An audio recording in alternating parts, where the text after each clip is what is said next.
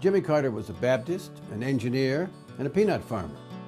James Earl Jimmy Carter Jr., the 39th President of the United States, was born in Plains, Georgia on October 1st, 1924. His father, Earl, ran a peanut farm and warehouse. His mother shaped him, Miss Lillian. Call her liberal, if you will. They were Democrats.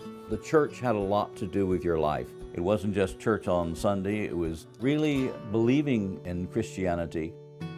Carter graduated from Plains High School in 1941, and in 1943, he was accepted into the U.S. Naval Academy. During summer breaks, he dated childhood friend Rosalind Smith. President Carter graduated from the Naval Academy in 1946. That same summer, Jimmy and Rosalind Carter were married. The couple has 4 children. Between 1946 and 1952, Carter served aboard battleships and submarines, and he rose through the ranks from ensign to lieutenant.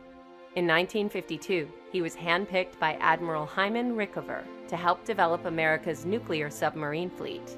He did very well, but his father died, and someone had to take care of the peanut business, so he resigned from the Navy. Carter returned to Plains and later began his career in public office, winning a seat on the school board in 1955. He was elected to the Georgia Senate in 1962. He ran for governor, and he didn't make it. Then he ran for governor again, and he was elected governor. In August 1974, President Richard Nixon resigned in the wake of the Watergate scandal. That same year, Jimmy Carter, who was still serving his first term as governor of Georgia, announced he was running for president. Carter campaigned on not being the disgraced Richard Nixon, saying, "I will never lie to you. I'm a moral man. I'm a Christian."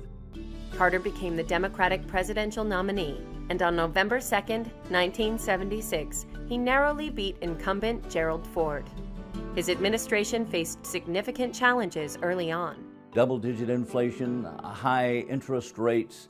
The economy was really in very, very bad shape.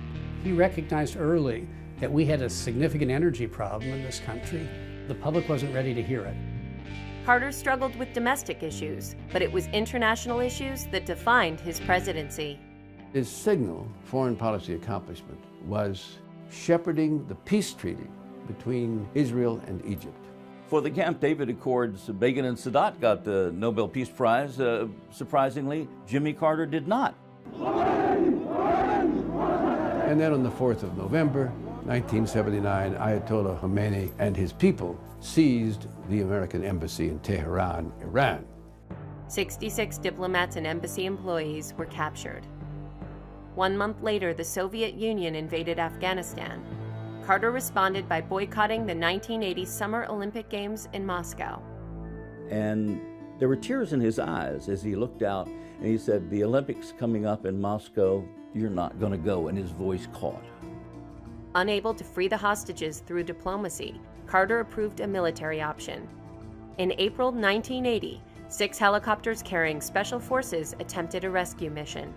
One helicopter in that transport plane collided, burst into flames. So not only were the hostages not rescued, but we lost some of our people trying. And that one event damned his presidency. He was powerless. In November 1980, Jimmy Carter lost his re-election bid to Ronald Reagan. On January 21, 1981, after 444 days in captivity, and after Reagan was sworn in as president, Iran freed the hostages. Carter flew to Germany to greet them. Jimmy Carter has had one of the most successful post-presidential terms of any president that I can remember. He developed the Carter Center to help resolve conflicts without warfare. He has helped supervise elections all over the world. He helped cure something called river blindness in Africa. In 2002, Carter won the Nobel Peace Prize for a lifetime of working to promote human rights and democracy. Each year, he and Rosalind build homes with Habitat for Humanity, and he has authored several books. That's Jimmy Carter. No grass is going to grow under him until he dies.